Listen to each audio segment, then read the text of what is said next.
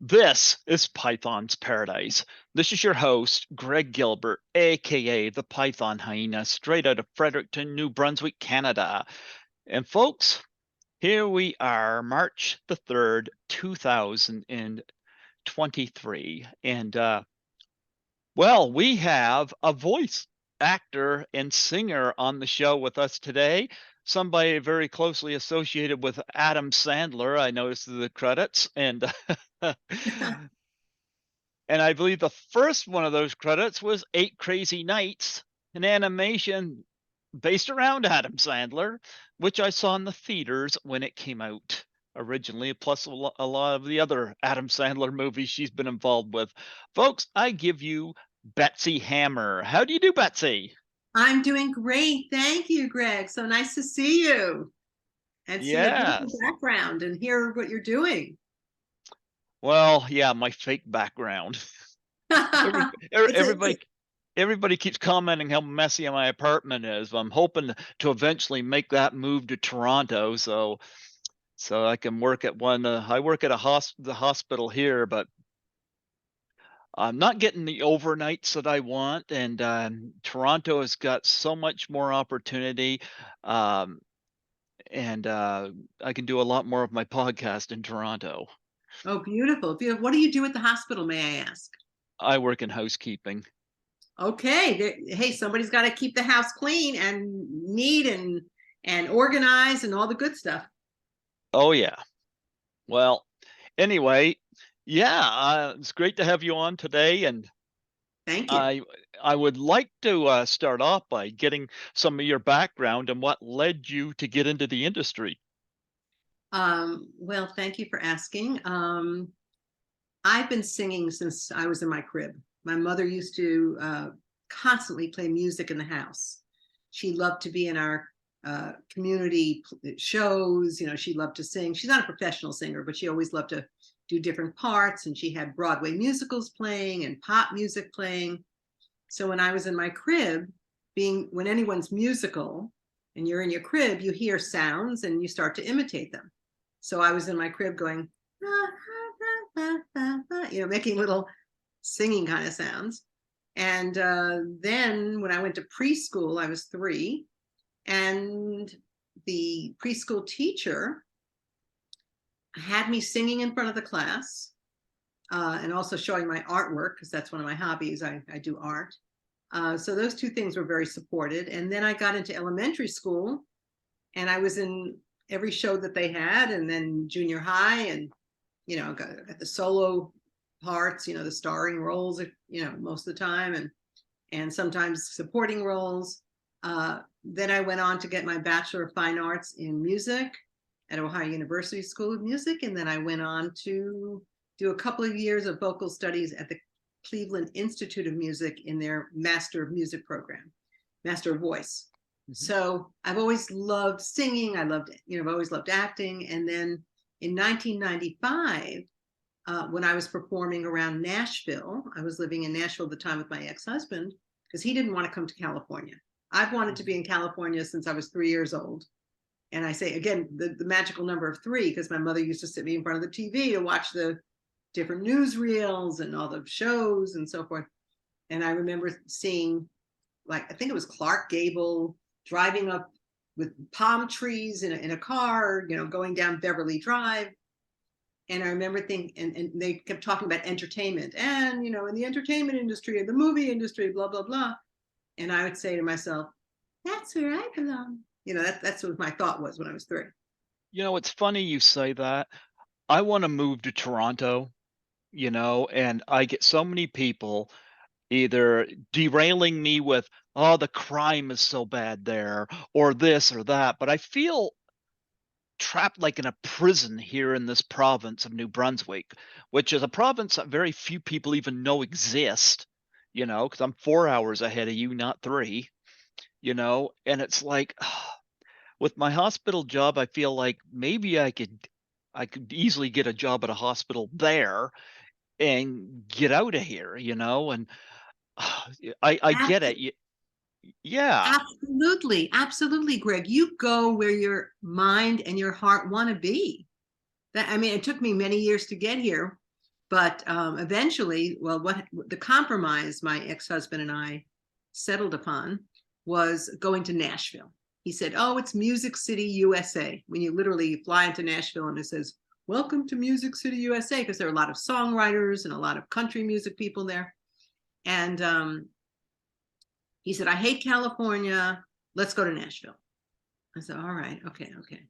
Well, it turned out to be a blessing because I honed my performance skills, my writing skills, my producing skills, all the different things that I had been doing prior to moving to Nashville.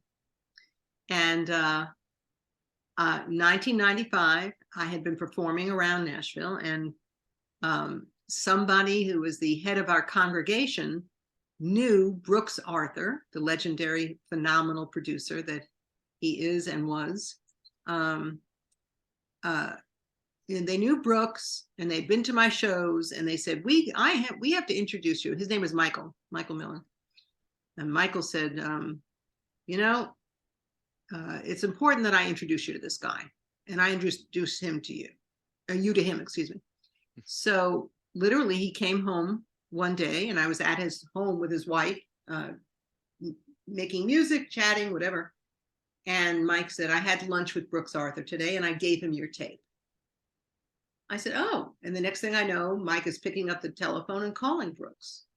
And Brooks was so supportive. He's like, "Did you write that first song?" I said, "Yes." He goes, "Superb." He goes, "Those your vocals?" I said, "Yes." He goes, "Superb." So he said, "I'm looking for someone to help me out a little bit part-time," because he was working full-time with Adam Sandler, but his wife, Marilyn, had gotten a job with RCA Records. She was one of the vice presidents of public relations. So they bought a home in Nashville, and they were there for 4 years. Brooks kept working out here in Los Angeles, and a couple of times a month he would fly back to Nashville to be with his wife in their home. Well, we met, Brooks and I met, immediately clicked. We had so many things in common we couldn't believe. And I saw what he had produced, and the people that, Liza Minnelli and Bernadette Peters and Bette Midler, and you name it, all these different people. And I said, he's going to get the fact that I'm not just a country artist. Because I can say, my voice, when I've done demos, I did a lot of demo singing as well as album singing when I was in Nashville. But my voice could sell to the country market, but I'm not a country artist. I didn't grow up in Alabama. I didn't grow up singing country music. I can talk the language now that I've been down there, lived there for a while. I could kind of talk like a Southerner, but it's not my native tongue. I mean, I came from the East, New York. So Brooks and I started working together long distance. So he would call me up from California and say, "Hey, do you mind helping me out with this? Could you do this, please? Could you?" I'd say, "Absolutely." And I kept a log of all my hours assisting him, the different things that I did. And I thought to myself, this is a great person to get to know, because he's been in the business for so long, and he's very, well reputed. And within a month, he was in Nashville. I was sitting around the dining room table, and who calls in? Liza Minnelli. And he said to me, hold on. He said, "Excuse me, I've got to take this phone call. It's my artist." So he's talking to Liza, blah, blah, blah, blah, blah. He gets off the phone with Liza. And he said something, we had to deal with blah, blah, blah, blah, blah. And I said, "Oh, that's nice." I said, "I look forward to the day that you call me that. My artist." I wanted to call. He said, "It'll happen." I thought, well, that's encouragement. We know he loves my writing and my voice. So someday this guy will produce me. So I kept assisting him. It was so funny because literally at times, Alan Covert, who's one of the co-writers of 8 Crazy Nights, was sitting next to Brooks one time. And Brooks literally called me to order and said, "Betsy, do you mind ordering the following foods from Jerry's Deli?" And Alan turned to him and said, "Brooks, we have somebody out here who could do this. Why are you calling Betsy in Nashville?" But he would, he was always counting on me for different things. Well, I moved, I sold my condo, everything fell into place. I moved to California. The minute I got there, Adam already knew about me because Brooks had already been producing me. He produced a project on me, and Adam was very supportive. At one point, I wanted to go in and do something, and Brooks wasn't there. And Brooks called me up and said, Adam said I should let you do it because you're an artist, and I should just let you go for your thing. Do your thing. So I was like so appreciative of Adam being so supportive. Well, I move out here, and the next thing I know, we're in a recording session with a whole bunch of townspeople for 8 Crazy Nights. And I had already been helping him behind the scenes with 8 Crazy Nights. I'd been doing all sorts of work for Brooks and the movie. And it was fascinating to see the animation studio that was set up. It was really, really a beautiful environment with hundreds of animators. It was incredible. And well, maybe I should say hundreds, but tons of animators. And then one day Brooks called me in and he said to me, I'm going to try you out for this role for the movie. So I went in and I did my line for 8 Crazy Nights from the song Long Ago. And the next day I heard from Brooks. He said, Adam picked you. You're going to sing the part. I said, oh my God, that's awesome. So I immediately got Taft Heart Lead, which means that they got me into SAG-AFTRA immediately. And that was my first role with him. Wow. What's interesting too, 8 Crazy Nights, let me bring that up here. You played the phone sex lady. Exactly. Leave it to Adam Sandler to come up with something. I know, it's so funny. I have one friend, because I'm also working towards some voiceover things that I'm doing here. And he says to me all the time, he said, Betsy, you would be so good in phone sex work. And I say to him, buddy, I'm not going to be doing phone sex work. I mean, trust me, I'm not going to get into that business. Ironically, my first role on film was phone sex lady. It's interesting because you've got a lot of credits either not credited on IMDb, and some you are, but you've done a lot of collaborations with Adam Sandler. Do you have a favorite? Oh, that's a very good question. Yes. Yes. Well, I love them all. I love everything I've ever done with Adam. Hubie Halloween. We didn't get that here. I have not seen it. Oh, do you get Netflix at all? No, I just got my television set up to watch Blu-rays, so I actually haven't seen Hubie Halloween, but I know what Oh, it is. Yeah. okay. Yeah. Well, I get a phone call about 3 years ago, and can't believe it's that long ago already. But I get a phone call one day. I'm out and about, and somebody from the office from Happy Madison called me, and Happy Madison, of course, being Adam's production company, film Yep. production company. And he was one of the executive assistants, and he said to me, have you heard from casting yet? And I said, no. He said, well, you'll be hearing from them because Adam wants you to sing in his next movie. I said, oh, great. Thank you. Thank you. And I got off the phone and I thought, oh, wow, that's really cool. Well, it was beyond cool. I get contacted by casting. They have a wardrobe fitting for me. I get flown. First of all, I get picked up by a limo to take me to the airport. Mm-hmm. And then I get on a first class flight because between Netflix and Happy Madison, they really treat their actors well. They really do. They give you first class treatment. So I was in a first class flight. Then I get to the hotel, a beautiful hotel.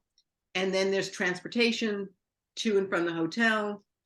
And I was there about 3.5 days. One of the days it was kind of rainy, so I was just kind of hanging out, being available. And the day that I got out there and did the singing, Adam was again, as always, incredible. Mhm. Um, he, Steve Brill, the director, Mhm. came up, gave me some thoughts about what I should do.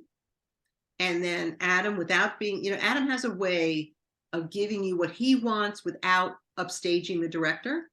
Uh-huh. Adam's not taking any directorial credit. He'll always give the credit to his directors, but he'll always have thoughts about what he wants you to do. So after Steve Brill comes by and tells me his thing, and I listen to Steve, okay, thank you. And then Adam comes by and gives me some advice. And he said, make it really big. Make it really big, Betsy. Make it big. I said, okay. So I'd sing. And then I see for the second take, now, and I made it pretty big. And I see Adam in the background going, bigger, even bigger, even bigger. So sure enough, I made it bigger, as big as I could make it. And he came by and immediately said, he watched the playback. And he said, came over to me and he goes, excellent, great, okay. And I thought to myself, oh, I'm so glad the boss is happy. The boss is happy, right? And I'm standing there on my mark and I'm not moving because I'm not going to move until they tell me to move. That's the way it goes. You're wrapped and you go when they tell you to go. You just do whatever you want, whatever they want you to do. So I'm standing there and I'm standing there and I'm standing there. And I'm just watching the whole scene happen with Ray Liotta was in the scene. Michael Chiklis was in the scene. Of course, Adam. Is a very funny scene. And the scene gets done being shot. And all of a sudden, Adam turns to the crowd because it was at a funeral. I was the funeral singer. That was my role. And there must have been around 35, 40 people standing there as funeral goers. The background actors, they used to call them extras. They're now called background actors. Mm-hmm. So they're all standing there. And all of a sudden, our magnificent leader, Adam Sandler, turns to the crowd and he says, give it up for Betsy Hammer. And I was like, oh my God. Oh, I didn't put my hands in front. I just went, thank you so much. And he's that kind of guy. He makes everyone feel like $1 million and he gives you opportunities when he can. And I don't write him that often with emails, but occasionally I've sent him some of my comedy stuff or some of my other music. Mm-hmm. And he's always, responds pretty darn quickly, like within 15 minutes sometimes and 5 minutes other times. And I mean, it's just, he's just amazing with all the things that he has to balance. Because at one point I was actually, when Happy Madison hired me full time, I was their receptionist and I was assisting Adam personally, one of his personal assistants. And the demands on this man's life are incredible. And the creativity that this man exudes, that's what makes, when I think of 8 Crazy Nights, I think about how freaking creative that whole movie is. I mean, the whole premise of Davy Stone and with his girlfriend Jennifer, and then little, Whitey, Whitey and Davy, it's just a beautiful story. Yeah, and it must have been interesting for Adam Sandler to be part of a movie where he's made into a cartoon character. Yes, Because yes, Davy Stone is basically Adam Sandler, let's face it. absolutely, absolutely. Yes. Yep. And yes, and at the very end of the movie, for those people, I don't want to ruin the movie for anyone, but who has not yet seen it, but I will just say this. Adam Sandler always puts an element of heart into his movies. There's always a heartfelt message or scenario or something that he gives to his audience. And there's a lot of heart in this movie, and I love it. Yeah. Well, it's interesting because Adam Sandler is also one of these guys that did what Jim Carrey eventually did. Because when Jim Carrey started out, he had this persona, and I really loved, Dumb and Dumber and whatnot, but then he does Truman Show, and people really started to notice, oh, look at this side of Jim Carrey. Adam Sandler was another one that got a lot of bad reviews for his movies. And then he really laid it on thick when Paul Thomas Anderson cast him in Punch Drunk Love. And it was wow, wow, can he do this again? And it was interesting seeing what some I always like actors when they're pushed beyond their limits. You can typecast people to the cows come home, but getting people out of their comfort zone is interesting. When you can get somebody in a movie, whether it's Jim Carrey in Truman Show or Adam Sandler in Punch Drunk Love, and put them in a position where people are saying, "Gee, I didn't see this talent." That's interesting, and you know what? It made me really stand up and just respect the guy a lot more. Oh my God. That is the word I think of when I think of Adam, respect. It's all Mhm, about respect. I respect him and everyone that works with him, that I know. Hold on one second. I have a little sip of mhm, water here. mhm, They respect him. It's all about, in fact, on one of his albums, he's done 5 albums with Warner Brothers, his record label. And one of the skits is the respect chant. mhm. I don't know if you've heard the respect chant, but respect, respect, respect. Yeah. And he is all about respect because uh, the man is so multi-talented. I remember Brooks saying to me at one point, soon after we started working together, he said, Adam is a genius. And I just listened because I didn't know Adam very well at that point. I met Adam in 1996 at something in New Jersey Mhm. that Brooks had created. And so I flew into New Jersey. Adam flew into New Jersey, and I just saw, this really nice guy who, and you could, Brooks even pointed out. He goes, there's a crowd of kids waiting for him. There was like, oh, I didn't really, I knew he was popular because I loved his opera man character that he did on Saturday Night Live. And sure enough, I mean, through the years, I've gotten to know his singing talent. He is a wonderful singer. He can sing rock and roll like nobody's business. He had a holiday party when we were on the Sony lot for many years. Mhm. There were 10 years worth of holiday parties. And at these holiday parties, he would play lead guitar and he would sing. I mean, like the lead singer in AC/DC, who can, Yep. that kind Oh, of, yeah, Brian Johnson, yep. yeah. I mean, he could do that like nobody's business. Then he could sing a beautiful ballad like nobody's business. And there's an album called The Jewish Songbook, The Heart and Humor of a People. Brooks produced it. I was associate producer for that. And I wound up actually contributing to some production. I was producing Adam on this one song, as well as Brooks, of course. And wow, it's like he came through on a Hebrew song, that he just did a beautiful job on. And he acts and he writes and he sings and he's able to direct, even though he doesn't, um, you know, take over the directorial role yet, for his movies. But he does so many things, and he's got so many demands on him with every single studio, Paramount, Universal, Fox, Warner Brothers, Sony, Disney. They all contact him, and I found this out when I was, assisting him personally.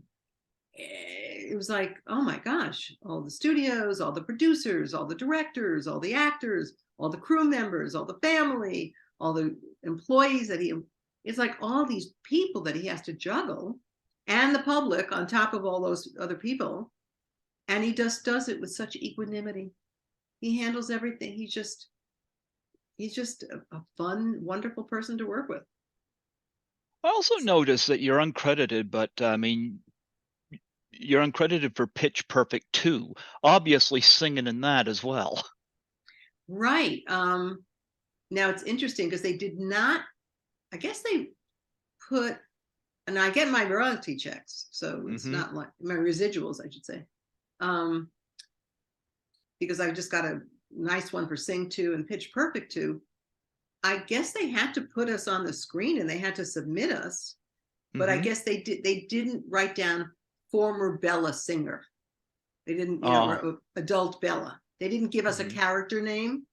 So we get the residuals for having sung in the movie, but because we didn't have a character name, that's why it doesn't have a credit at the end of the movie. Ah, okay. I didn't notice that you did sing too. Yeah. I thought those were great. Yeah, that was a great time. That was also fun. I actually The got three of the they had little stuffed animals of them at the theater there, and I grabbed three of them, the koala, the gorilla, and the porcupine. But to be frank, the porcupine was the one I wanted because what they did with the quill hair of the porcupine made that little flush doll so cool looking. I had to grab it. Yeah. Good for you. Good for you. Well, Yep. you're never too old to enjoy a little stuffed animal, and you're never too old to move to where you want to move.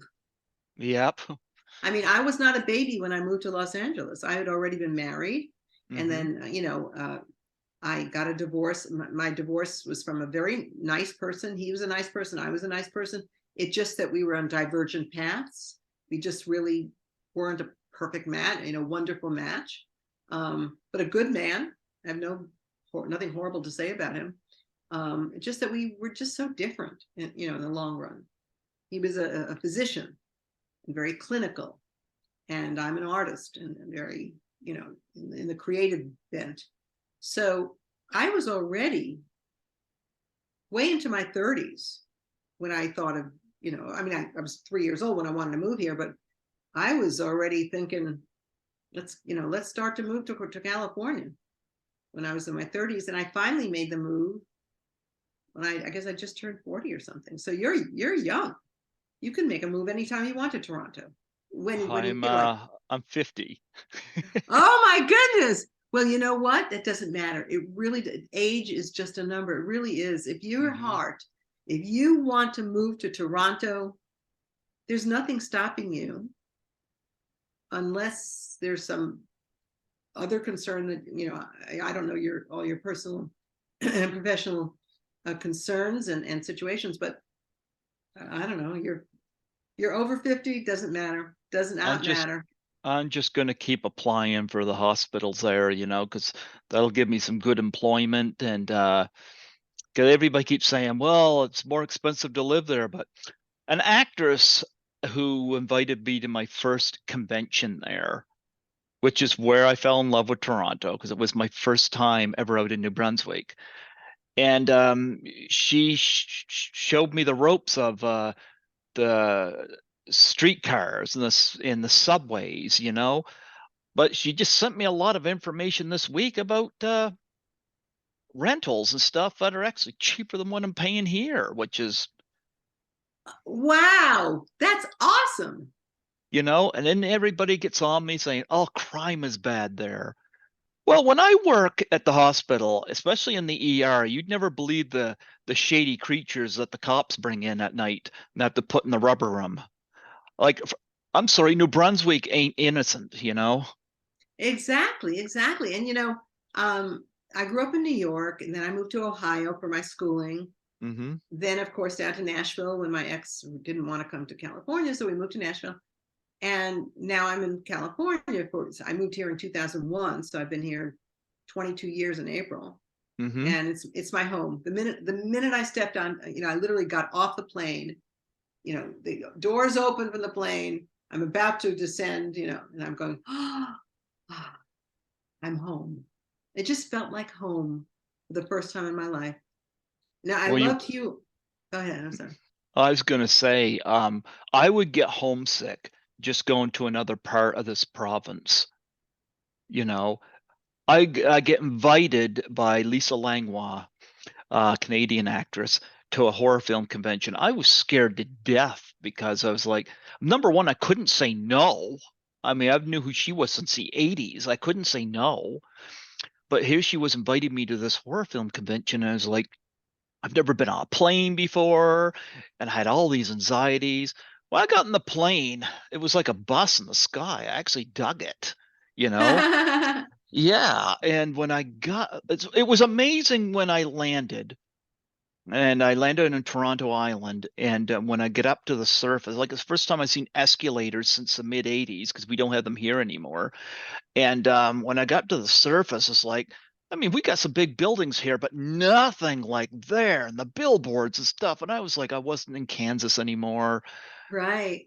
And strangely enough, I mean, I met up with her and we had dinner, and she was asking me all kinds of questions and this and that about New Brunswick and whatnot. And the only thing going through my mind, it was really distracting, is why aren't I homesick? And every time I go to Toronto, I don't want to come back. That tells me right there. And now that I get the job at the hospital, I'm thinking, this is beyond any cleaning job I have. Hospitals pay you well. So So do you think you'd be happy in Toronto? I believe so, yes. You Well, know? there you go. And so age doesn't matter. You're maybe halfway through your life, if you know, if you lived 100, 110, whatever, you've got Mm-hmm. another 40, 50, maybe 60, something years to stay healthy and live the life you want to live. I mean, I'm just so glad I moved here in my, I think I early 40s. Let me see. Um, Yeah. I'm calculating exam. I was late 40s when I moved here. There you go. Because I know, I it's so funny because I had a meeting the other day and somebody said, you don't look your age, but you know what? I feel 30. I feel Mm-hmm. 30, Perfect. but There we go. I'm certainly up there in my age. And you know what? Age is just a number. It's just a number. And if Mm-hmm. we're lucky enough to stay as healthy as possible, then you really have an advantage. So I'm going to encourage you to really think about it if you really think you'd be happy there. Because I mean, I made it work for me, and I got to tell you, there's crime in Los Angeles, there's crime everywhere. There's crime in Nashville, there's crime in New York, there's crime in Ohio. There's no place without crime these days. You know, Mm-hmm. those are just some thoughts that enter my mind. Okay. Do you have any upcoming projects that you want to promote on here? Thank you for asking. I have a new single that I'm going to be putting out on the TuneCore, through the label, not the label, the service that gives you different streaming platforms. It's my song called "Don't Take Me for Granted," which is Mm-hmm. a song. It's kind of a country-ish ballad, Mm-hmm. um, and that I'm on a very very boutique label right now. The name of the label is RSM Records. It's based out of Hawaii, Mm-hmm. and they're playing my songs in Hawaii on radio occasionally, which is nice.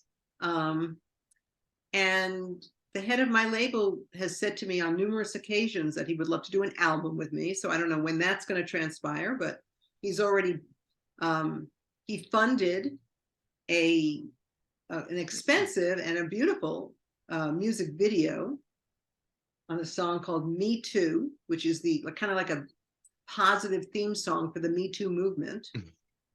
So possibly an album with the head of the label, Bobby. His name is Bobby, and